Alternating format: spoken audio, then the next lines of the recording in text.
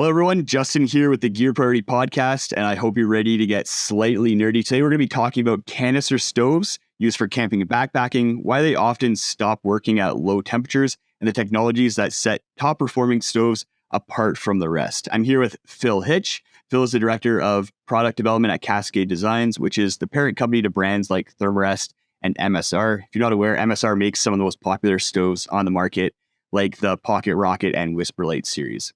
Phil's been with Cascade Designs for over 25 years and has been a key player in developing canister, stove, and stove fuel technologies. Phil's an engineer, and we always love having engineers on the show because they bring that extra level of nerdiness to the topic we're discussing. Anything you'd welcome, Phil, and anything you'd like to kind of add to that intro there?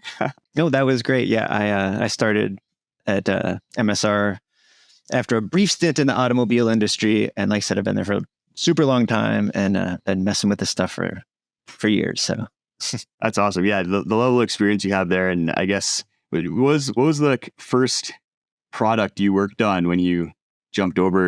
The first product I worked on, MSR used to make carabiners back in the 90s.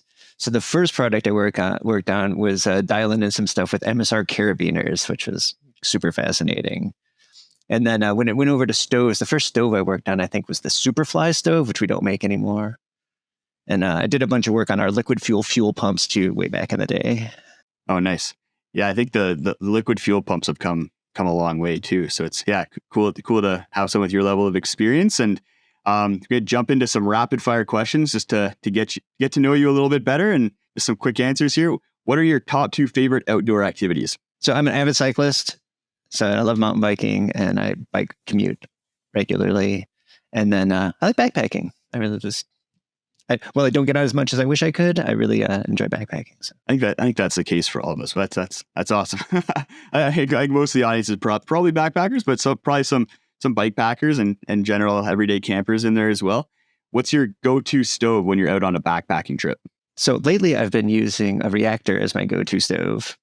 They're kind of fancy, and I know a lot of people don't have the access to that, but it's a super great stove. So that's been my go-to lately. And then it just depends on the trip too. Sometimes if I'm just doing something super short, I'll just take a Pocket Rocket or a Pocket Rocket Deluxe. What do you think the coolest product made by a brand under Cascade Designs is? So anything from MSR, Thermarest, Platypus, we make so much cool any of those stuff. I know. So in the whole sleeping mattress thing, the Uberlight mattress, have you seen this thing? That's just crazy cool. This is so small and awesome. And again, the reactor stove is just a fantastic piece of kit. So I haven't had a chance to try the reactor stove yet, but when I was doing research for this podcast, I was looking at some of the technologies that are incorporated in that and some of the unique features of it. And I think I'm gonna have to get my hands on one of those and test it out, because some of the numbers that you guys have published are pretty crazy and pretty cool. When you're out on a backpacking trip, is it toilet paper or a backcountry bidet? I bring toilet paper and bury it. Toilet paper, yeah. That's fair. I'm trying to push the backcountry bidet. No, I've heard a lot of people talking about it, and frankly, I just haven't tried it yet. And maybe that could be the way to go. I think on shorter trips, toilet paper is great, but I really came around to the backcountry bidet when I was hiking the Great Divide Trail for 36 days last year, and I was like, yeah, that makes a huge difference, right? Next level of cleanliness. Yeah, and I've certainly never done a trip that long, so yeah, I don't think I will again. That's a long time out on trail. So a big driver for this podcast is my own experience with canister stoves, kind of performing poorly at temperatures like even above freezing, but then using other types of stoves that perform well at temperatures well below freezing. And I've had a stove stop working like altogether at -6 degrees Celsius, 20 degrees Fahrenheit, even with the canister like having fuel in it. And I'm really excited to pick your brain on how temperature is affecting stove performance and why I've seen differences in performance between stoves that are using essentially the exact same fuel source. And I guess just a little bit more background as far as I'm curious to hear, and I think this kind of jumps into what we're going to be talking about too, is MSR's history with manufacturing stoves for backpacking, because I know MSR has a pretty long history of making stoves. It has been kind of a pioneer in the stove world. Yeah. So when MSR started, Larry Penberthy was the guy who started MSR, and he literally started it as mountain safety research, doing research about mountain safety. There weren't even any products involved at the very beginning. He was just doing research and publishing a newsletter, right? And as he found the opportunities, it's like, oh, nobody's making this, and my safety research says we really need product X. Then he started getting into product. And one of the big things he found, it was more for mountaineering at the beginning than backpacking, and that altitude sickness, through his research, he found altitude sickness had a big component of people being dehydrated. That's why they got altitude sickness. And that's because the stoves at the time were ill-equipped to melt a lot of snow. And when you're doing some mountaineering, that's all your water source is melting snow. So the old MSR the original MSR liquid fuel stoves were focused on being great snow melters for mountaineers. So that's how it all started. Okay, cool. That's a neat origin story of it was just about melting snow and keeping people from getting sick, and that was the reason for it, to solve that kind of problem. Because I imagine before that a lot of it was probably. Do you know what people were using kind of when it wasn't in snow conditions? I guess. Because I think that was before my time. Yeah, so there were still liquid fuel stoves, but their general construction was a burner on top of a tank of liquid fuel. And the heat feedback would pressurize the tank of liquid fuel, and that's how the fuel made it out. So there weren't any hand pumps involved. And that whole mechanism starts to fall apart when it gets really cold because you just can't keep the heat feedback. So the big development in the MSR Model 9 stoves back in the day was having a separate mechanical pump so you could always have fuel pressure regardless of how cold it was. Yeah, and I've used the liquid fuel stoves, and it's phenomenal how cold you can get those down to, and still working phenomenally. Yeah, we even make a special pump. I think we just call it the Arctic pump. We make a pump with all the seals and O-rings in it that are extra soft, because when things get cold, all that stuff gets hard for sub-zero Fahrenheit use kind of thing, because they'll still work just fine. Oh, cool. Yeah, I didn't know that. Yeah, definitely. And for MSR was with the liquid fuel stoves and white gas kind of fuels. I guess a lot of people these days, I'd say canister stoves are probably the more popular fuel source now. So for people who are watching the video, I'm just holding up a canister right now of fuel. But it's what you can what you see big piles of if you go into an REI or Mountain Equipment Co-op or any other outdoor store. I think what a lot of people don't realize is that there's not all canisters and canister fuel is created equal. So people just run us through, and I know MSR makes a really good mix here, but run through the different types of fuel that we see in canisters, and then we can talk about the pros and cons of those as well. Sure. There's really three fuels that can end up in a little portable canister like that. It's butane, isobutane, which is there's a variant of butane, and then propane. And you can get various mixes of those. You can't put too much propane in those small canisters because they're relatively thin steel. You can get 100% propane canisters. That's the big green ones that you see, the green 1 pound canisters that you see on 2-burner stoves and such. Okay, the classic Coleman's and the classic things right. So that just has propane in it, but those are super heavy and really thick because of that high pressure from propane. So you can only put a certain amount of propane mixed in with a butane or an isobutane. But that's the three fuels that you have a choice of.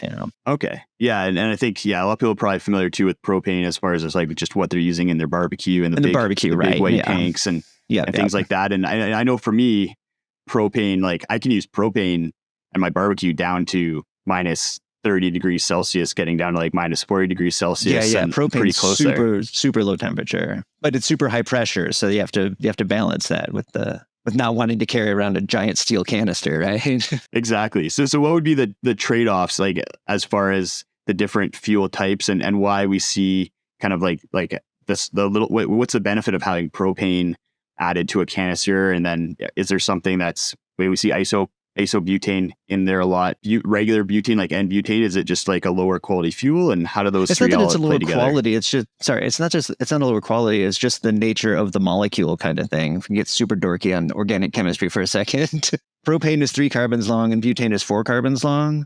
So N-butane, they're just in a line, 1, 2, 3, 4. And isobutane, they make a T shape.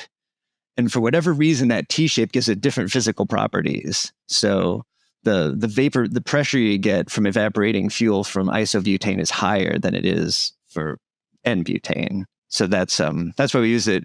MSR, before we started mixing propane in with our fuels, we just sold straight isobutane, because a lot of people back in the 80s and 90s were using either just straight butane or butane with a little propane in it. And we found that straight isobutane was better than that. And then again, it's in the late 90s, I think, that we came up with the same mix we have now, which is 80% isobutane, 20% propane, which gives you good pressure in the can. But by only having 20% propane, you don't notice so much as the propane bleeds off a little preferentially as the canister empties. So Okay. So having that different mix, it's all about trying to maximize the pressure inside the canister, and that's going to affect stove performance. Right, because I mean, the stoves are designed to run at a certain pressure, because you have the jet of fuel coming out of the stove, and that has to entrain air, and that all has to get mixed to make a flammable mixture, right? And you design the stove around the pressure that's coming out of the can. So there's there's a few different ways you can mix and match variables to get the pressure you want out of the can. I think I was reading something that like the standard pressure for a canister is around like 45 psi at like 21 degrees Fahrenheit, 7 degrees Fahrenheit, 21 degrees Celsius. And sea level makes a difference too. And sea level. It's all a lot of variables. As we drop down in temperature, we're going to be seeing changes in that pressure, and then that's going to affect kind of the stove performance. I'm curious, like, what's happening inside of the fuel canister as temperatures are getting low in order to kind of change that performance of the stoves. And there's something else we haven't talked about too that changes the stove performance, and it goes along with this about what's happening in the canister. So these canisters have liquefied propane and butane in them, right? So it's under pressure in a liquid form. And the fuel that you use when you're using your stove is in gaseous form. So there's liquids in there that are evaporating and then being released out of the canister. Okay. So that evaporation takes heat. So it takes some energy to turn it from a liquid into a gas. And it just gets that heat from whatever's around it. So I'm sure that you've seen your canisters get frosty on the outside as you start running your stove, right? And that's because the evaporation inside is cooling the canister itself down. So that adds another thing. It's like, not only is it cold out, but my canister's making it worse because it's cooling itself down to even lower temperatures than it is outside. And then it has to try to get any heat it can from the air. And when it's out, when it's cold outside, there's just not that much heat in the air to be had. So it's a little self-defeating loop there as far as that goes. But essentially what's happening is propane and isobutane are evaporating in the canister, and then that evaporated mixture gets let out the top. So as those fuels are evaporating, like we need them to be in gas for the most part. We'll get into kind of different stove technologies in a little bit here, but I think most people are probably familiar with just like a classic upright canister stove. So you just take like a regular stove, stick it on top of a canister, and that's how it's going to operate. In that kind of scenario, the fuel inside the canister has to be gas in order for it to operate. Is that pretty much all fuels from the business end, when it's coming out of the jet to actually burning, it needs to be gas to burn correctly. And the canisters are nice because they just provide you with gas, whereas liquid fuel stoves, you have to go through some other routes to turn the liquid fuel into gas. The canisters just do it on their own because all that stuff is gas at room temperatures. Okay, and is it, so as in my research as I was doing, I came across kind of like boiling temperatures for these different fuel types, and kind of like propane having a boiling temperature of essentially minus 40 degrees. So it doesn't matter if it's Celsius or Fahrenheit at that point. So that's when it's going to be turning from a liquid into a gas. And then isobutane was minus 12 degrees Celsius, 11 degrees Fahrenheit. So that boiling temperature factor is kind of a key component of making sure that the fuels are gas as they're coming out. The boiling temperature can trick you a little bit though. And I've certainly had people, even other engineers, do the whole thing that like, okay, so let's say I'm at my isobutane is going to stop boiling at minus 12. I'm at minus 15 now. So now is it just going to shoot propane out the top? And that is not even that's not remotely the case, because liquids evaporate even if they're not boiling, right? Water evaporates all the time even though it's not boiling. And that evaporation has some associated pressure that is varies with temperature. It's just called the vapor pressure. It's how much you get, right?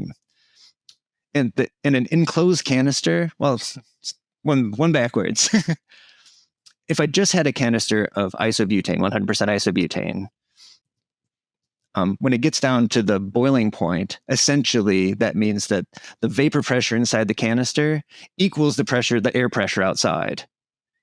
So no gas will come out because those things balance out. When you add some propane into it, then you have more pressure inside the canister. So let's say you're at minus 15. The isobutane that's in the canister is still evaporating in the canister. It's just not creating enough pressure to let it go. But by having the propane in there also, now I have enough pressure to let that fuel out. So the fuel that you actually let out is still a combination of propane and isobutane, even though you're below the boiling point of isobutane. So just thinking about boiling points can be a little confusing because the mixture still works, even if it's below the boiling point of one of the constituents. Okay, so that mixture seems like it's a pretty essential factor in order to absolutely to get even at those low temperatures, you're still burning off more isobutane than propane because the canister's 80% isobutane. The temperatures make it, like I said, the ratio isn't the same anymore because of the temperatures, but it's still, it's still more than half isobutane being burned off. Okay, interesting. Because I've definitely heard that being talked about as far as just like, okay, if you just run an upright canister stove at very cold at temperatures below the boiling point of isobutane, you're just gonna be boiling off all your propane. Off, and that is not true, right? That's a common misconception. Yeah. Oh, that's awesome. That's a good fun fact, I think. Right there. I love busting fallacies. Excellent. How does that all fit into like the amount of fuel that's in the canister, and how is that affecting things? So even at room temperature, without taking any atmospheric temperature things into consideration, the propane still burns off faster than the isobutane because it has a higher vapor pressure, and it's called partial pressure. It's like a combination of the ratio of the fuel and its associated pressure. That's what sets how much evaporates inside the can. So when you start out with 80% isobutane, 20% propane, it's not, I don't think it's exactly linear, but like when you got a half full can, that half full might only be 10 or 12% propane now because it burned off preferentially. And then when you get a can that's almost empty, you're going to have 99% isobutane and that 1% propane. That little 1% still helps you continue to burn the isobutane off at low temperatures, but there's not much of it, right? So the pressure drops a little bit as you empty the can. So having an almost empty can is worse. It's not the end of the world worse, but it is worse than a full can at low temperatures. Is that why we kind of see a little as we kind of drop down with how much fuel is in the canister, we start seeing potentially a little bit drop in performance, especially as those temperatures may start to drop? There's that, and it's also complicated by the evaporative cooling I was talking about earlier, because when you have a full canister, you have the heat that's in all that fuel you can also use. Cooling down the fuel is something that the system can use to evaporate fuel off the top. So you have the thermal mass of all of that fuel. So now when it doesn't have very much in it, it's going to cool down even faster because I don't have the thermal mass of the fuel to help either. So again, it exasperates the situation. That makes sense. So cool temperatures, definitely, there's a lot of factors that seem to be all playing against you. Playing against you, yeah. So it's like we have the fuel type and kind of how that's going to be affecting the vapor pressure. We have the amount of fuel that's in the canister, and then we have that evapotranspiration, is how you said? Evaporative cooling that's happening on the can as we're burning fuel. Yeah. All right. That's all great background. I think I kind of with this entire podcast, I have enough knowledge to be dangerous and not really know what I'm talking about, but sure.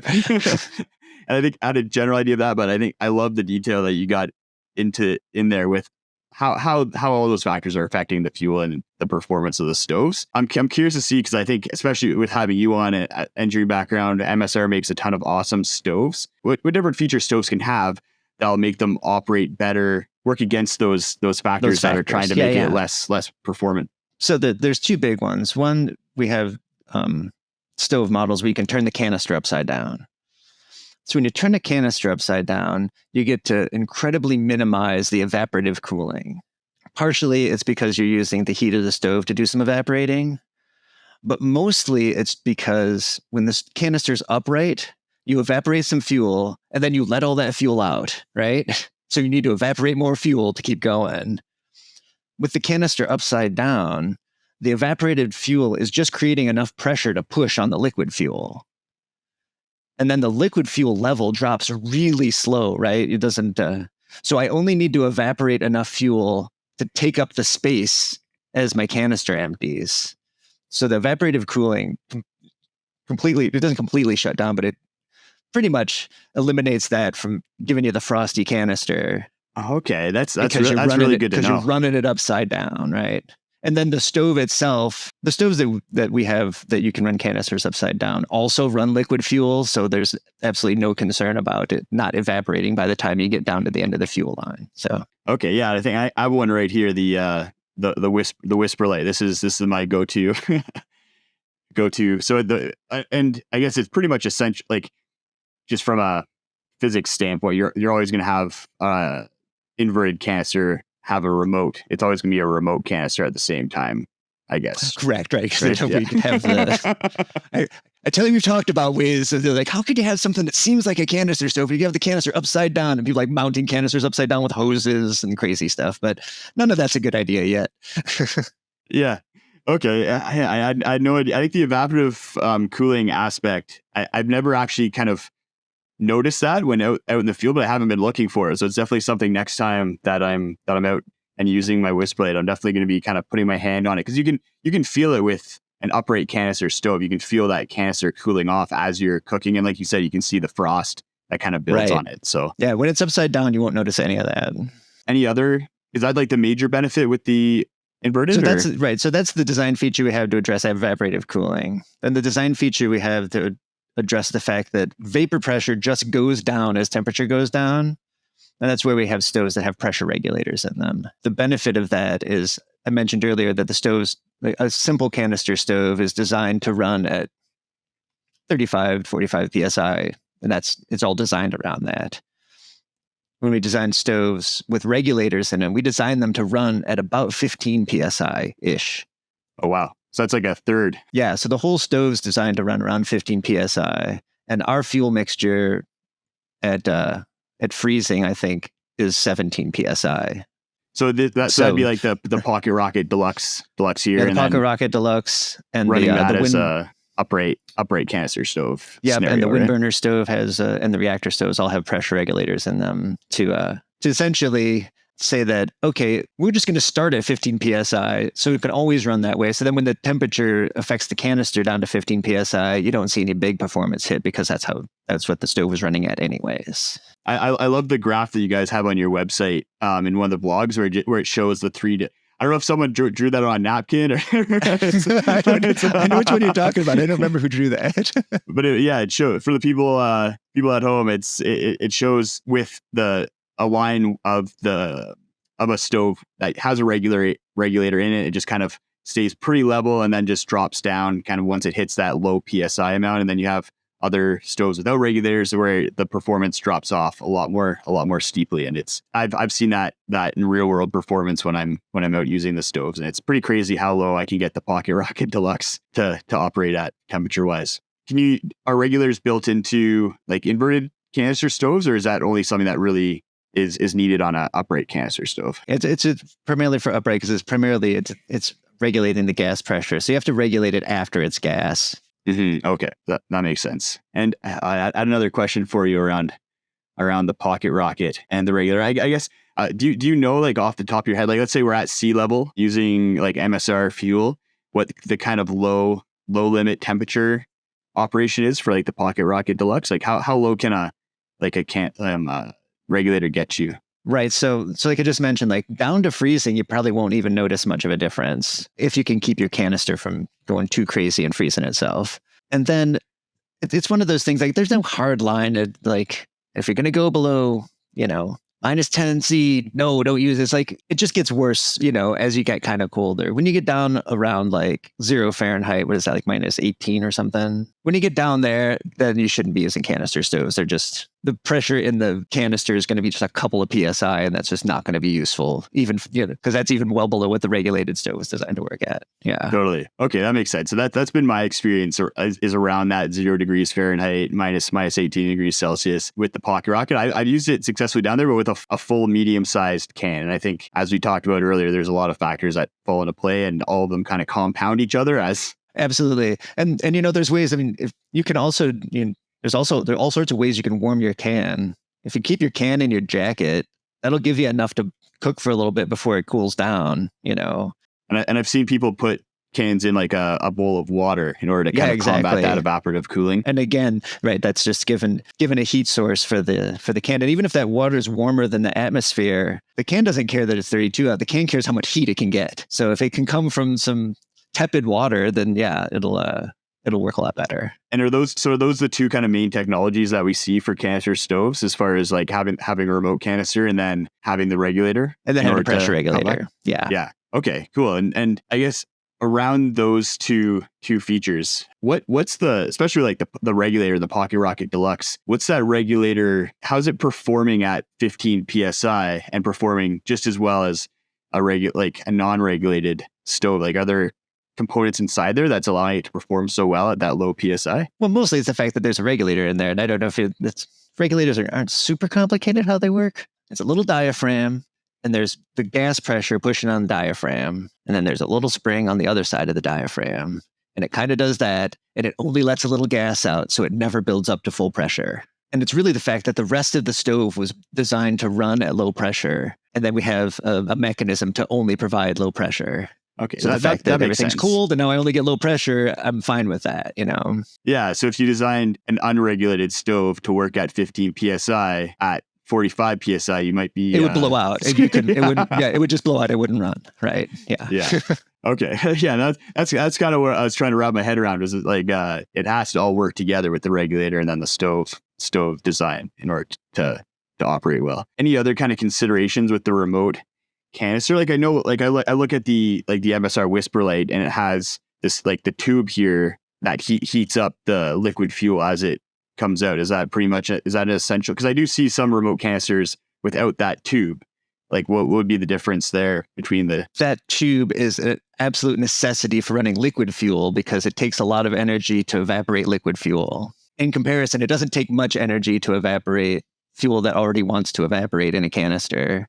It's a bit of, like, our stoves are a bit of overkill. It wouldn't need that whole loop to still, we'd be able to make one function. So the reason you've probably seen some that can run the canister upside down and don't have a loop, that's because there's enough heat getting into the system otherwise. But the stove you have there, that's a universal stove. You can also run liquid fuel on that one, right? So really it's just taking advantage of that fact. Yeah.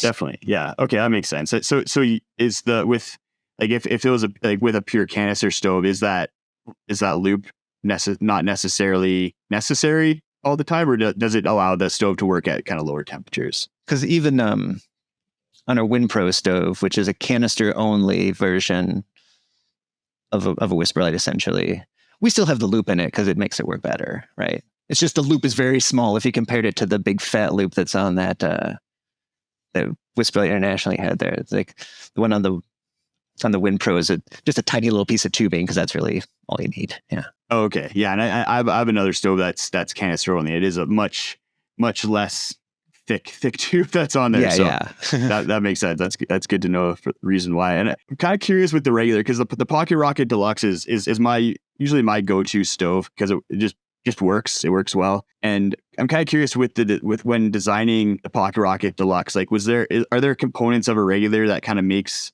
a good regulator relative to other regulators that are out there? Okay, so let's jump into that right away. Yeah, completely. So that was actually really tricky, and it's one step before that. When we did the wind burner stove, is where we we designed that regulator, and then we just used the same regulator when we came out with the Pocket Rocket Deluxe, right? But the real trick there is real big regulators work great. I don't know if you've on your barbecue, when you go and screw it in, it's got that big silver disc next to it. That's the regulator. And the things, the size of a jar lid or whatever, right? Some big old thing. So those work really good because, I mentioned that it's all pressure working on a diaphragm. And if the diaphragm's big, then it, evens out the pressure and it's just easy to control. Well, you can't have a big old jar lid on your backpacking stove. So we needed to try to make a really small regulator. And that was the trick, being able to get a diaphragm that's super small that can fit inside there. Like if you hold up that Pocket Rocket Deluxe, it's like, yeah. See, there's the red part, and then there's that diameter right next to it. So the gray diameter, yep, there's a disc inside of there. That's as big as the regulator is for that. So if you can compare that to how big one is on like a barbecue, right? It's about the size of a penny. Yeah. like diameter wise. Yeah. So the product development challenge was getting that to work right and actually regulate pressure within ranges that were acceptable. Regulators are a little fussy in that the pressure you get when you're increasing the output is different than the pressure you get when you're decreasing the output. Because I said it has a spring on it, so pushing on the spring and letting go of the spring, it gives you different pressures, and you don't want them to be too different. You don't want them to be noticeably different, right? If like I said, we do around 15 psi. It's like if it's 14 going up and 13 going down, nobody's going to notice, kind of thing. But if it was 10 and 5, well, you can't have that. It doesn't work right anymore. So okay, so I like as far as like a quality regulator, like getting that size down is that it sounds like that's a bit of a differentiator and kind of technically difficult task. But and then are there components of that diaphragm and the spring that are working? And it's just making sure you have good quality components to make that part after part. All your diaphragms are the same, your spring rates are all the same. There's also a little valve in there. It's all connected to a little valve that lets little amounts of gas through, and all the valve seats and everything has to be really quality machined to have all work right. Yeah, that makes sense. Yeah, definitely.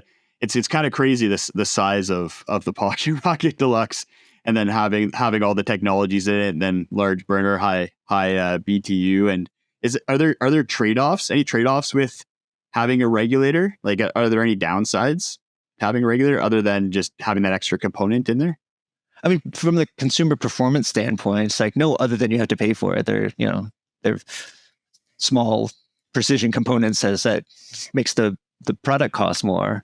But as far as would it be better to just not have one?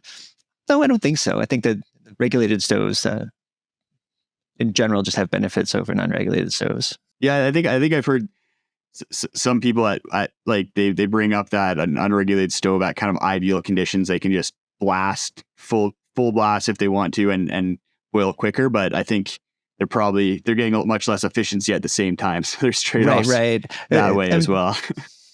And I don't think that I don't know boil time off the top of my head. It's like I don't believe that the Pocket Rocket Deluxe is appreciably slower than a regular Pocket Rocket. So, and it's just because the rest of the stove is designed around the fact that it's at low pressure. If you have high pressure, there's more you can do with it, right?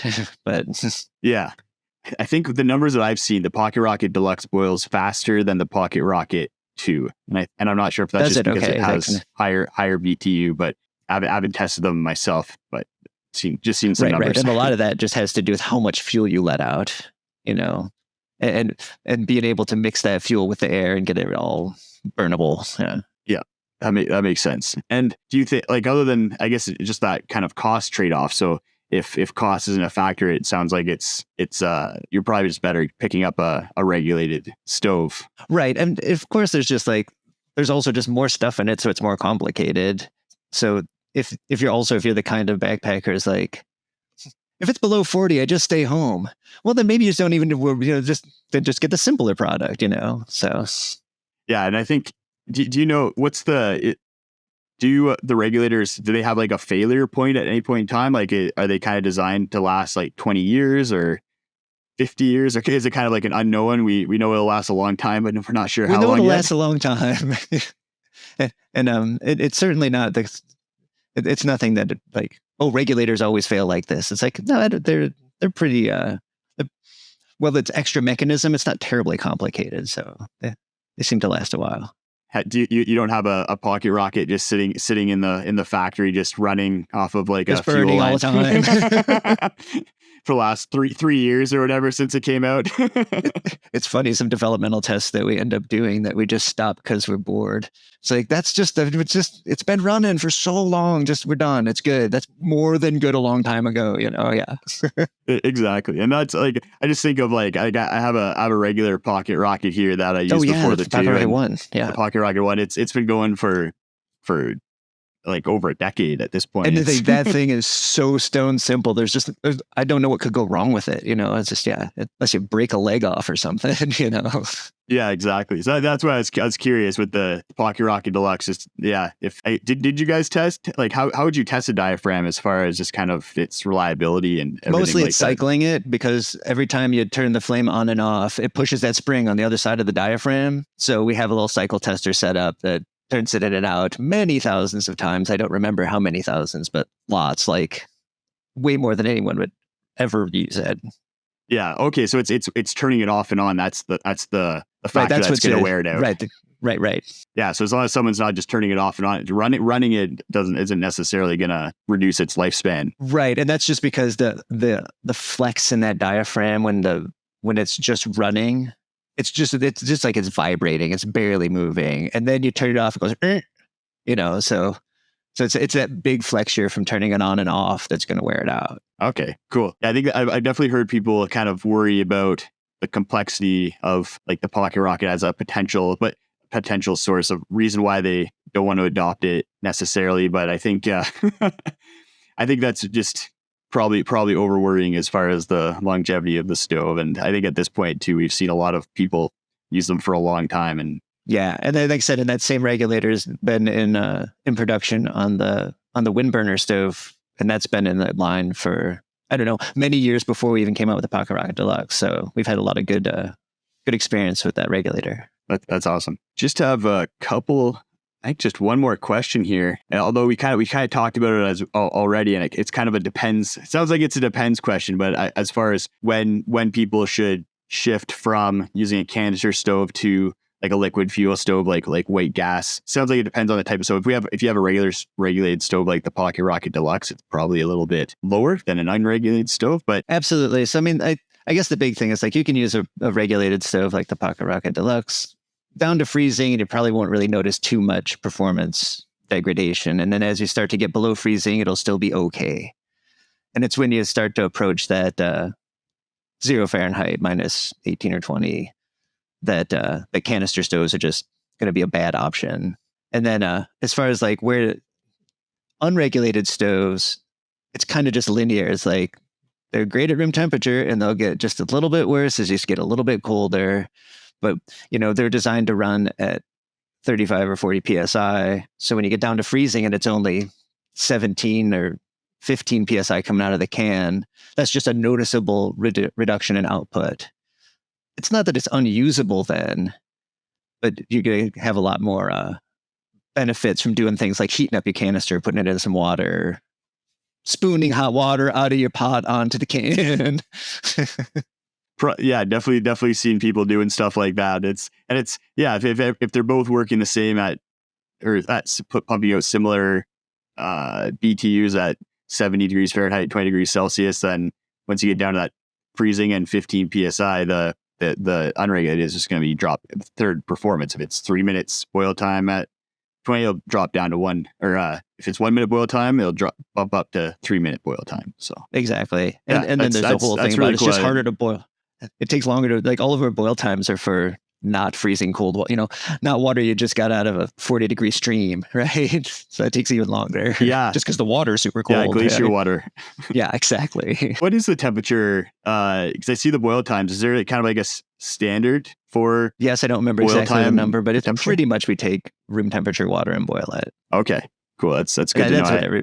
That's what everybody does. Unfortunately, there's no real standard for boil tests, and there's kind of a lot of variables. So we try to make our boil tests. We try to control our variables in ways that are most like people are going to be using them, right? Yeah. And well, it's awesome that you guys publish all that data and boil times and put out graphs and all the information, because I think it helps everyone understand more and Completely. And stoves are complicated. So getting people as much information as they can just helps them make better decisions, right? yeah, exactly. I think it's one of those things where it's a complicated item that a lot of people probably take for granted and don't necessarily think too much about until it fails them out on trail, and then they're like, something's not working right. Completely. Yeah. You get that extra cold like fall or spring morning where you wake up and then your unregulated stove just isn't really working, or it's taking like 8 minutes to boil a cup of water. And right. yeah, that's when you start. I think that's when people start thinking like, okay, what's going wrong here, and what else can I use? And I think a lot of people who have been out for a long time, and even back in the shoulder seasons, have probably experienced a low performing stove out there. Certainly. Well, the first times I was out, I remember like literally just like grasping the canister because it was like freezing cold, way back in the day. But when I was, I didn't know a lot about how all this, I didn't know that like, oh, you just put in a pan of water kind of thing. But I just remember it's like you do that and you could hear the output go up just from, putting your hands on the canister. So yeah, I've definitely done that too. I kind of see it getting ready to boil, and then it just hits that point where it stops really putting a lot of output. You just put your hands around it and you get the last 30 seconds before you get frostbite. Exactly. Don't do that too long. No, exactly. Yeah, it's crazy how cold it can get. Like, have you guys ever measured the temperature of a canister? Like how cold they can get? I don't know if we have specifically measured how cold they can get. And just with the assumptions like, oh, it's got frost on it, it must be around freezing, that kind of thing. But it feels colder than like some other items, but I guess it's all a factor of the conductive material and all these other factors. The can's metal, right? So it's cool and it's sucking the heat out of your hands faster than a cold piece of plastic. Yeah, exactly. So that's, I guess any other kind of like things you think the people out there should be knowing about canisters and like what to look, or stoves, and especially canister stoves, and what to look for if they're out looking to purchase a canister stove? Well, I think the big ones are like choosing between a simple canister stove and a regulated stove. The remote stove offers a whole bunch of options that aren't just the fact that you can turn the canister upside down, right? Because you can use a wider variety of cookware because you don't want to put big old pots on a thing sitting on top of a canister. So lots of other reasons that you might want a remote stove too. And just to think about those things before you go by. Yeah. Yeah. Well, it's interesting. Like I saw that MSR came out with a remote attachment, so you can turn a stove like the Pocket Rocket Deluxe or Pocket Rocket 2 into a remote stove. I'm like, so I kind of just discounted that because I do have a dedicated remote canister stove I use once it gets colder. But would that kind of be a solution if people are hitting those colder temperatures to just kind of eke a little bit of extra performance out of their stove? Is that the purpose of that attachment? A little bit of it. I think that, so those aren't, the remote adapter is mostly designed so you can use cookware that isn't appropriate for something that's teetering on top of a canister, right? Because there's no heat generation loop in that thing. So you can't if you turn the canister upside down, it'll end up shooting liquid fuel out of the stove, and you don't want that happening. Yeah. Okay. That's festive. Yeah. Yeah. Yeah. That'll get you. Just knowing those three different components of how fuel is being affected and how that affects stove performance has been really interesting for you to learn about. And then that all kind of compounds as you work your way down into colder temperatures has just been awesome. I think I've always thought about those more in isolation as different factors that are affecting the performance. So yeah, I really appreciate that explanation. Excellent. And great. Yeah. Thanks a lot, Phil. I think we're gonna wrap this up, and really appreciate you coming on. And probably have to have you on again to nerd out on some more products. Absolutely. This was a good time. Thank you. And we'll be back next week, everybody, with another podcast. We'll see you then.